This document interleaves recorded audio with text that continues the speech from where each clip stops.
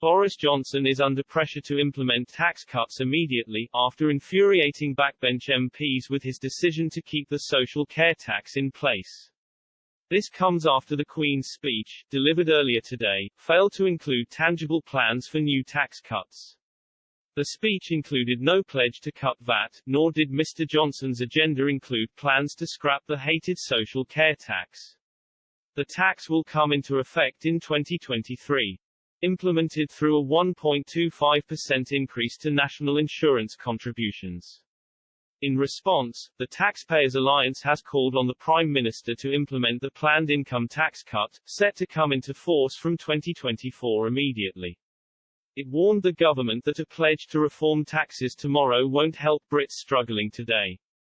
Meanwhile, the Adam Smith Institute accused Mr. Johnson of failing to deliver immediate solutions to the cost of living crisis. Backbench Tory MPs have been putting pressure on the government to implement tax cuts for weeks. Speaking to Express.co.uk after the Queen's speech was delivered, veteran Conservative backbencher Peter Bone called on Mr. Johnson to reverse the national insurance increase. The MP for Wellingborough described the tax as a disincentive for people to take on employees, as it is paid by both the worker and the employer.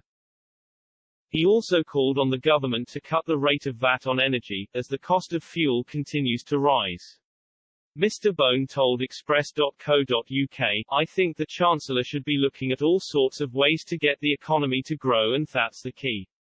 Because we need to have the economy growing and more people in work. Because if you have more people in work, even if tax rates are lower, you finish up with more tax taken."